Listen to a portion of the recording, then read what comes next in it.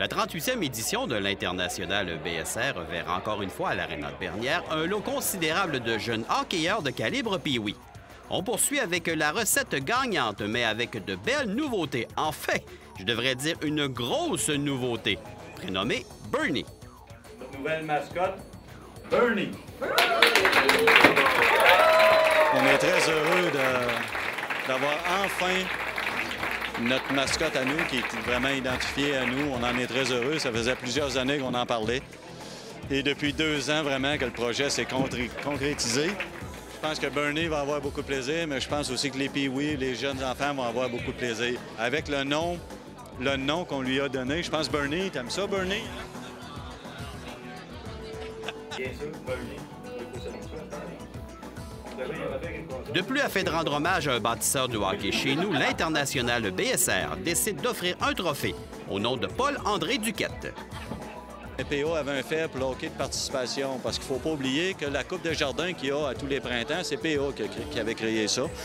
Et PA portait toujours, il y avait une attention particulière pour le hockey de simple lettre. Donc, quand on est venu à la créer, la Coupe du monde Pee-Wee B, en passant, qui donne la chance à des jeunes d'être traités un peu comme des pros, mais que jamais de leur vie ça va arriver à nulle part. On est les seuls à faire ça.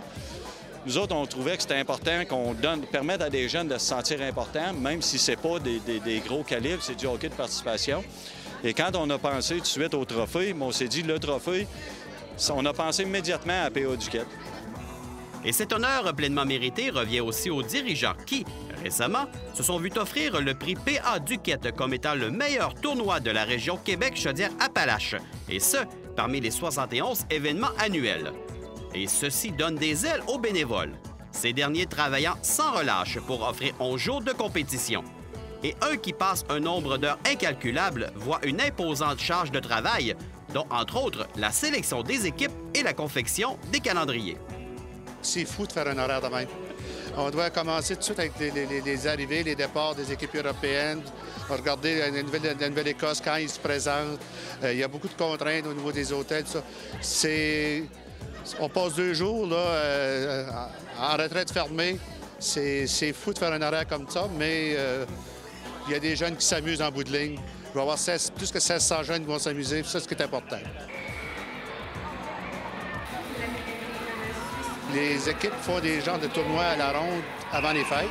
Il y a des équipes qui se qualifient pour Québec et les autres viennent automatiquement à notre tournoi. Donc, c'est une entente que j'ai avec les 3 grandes ligues.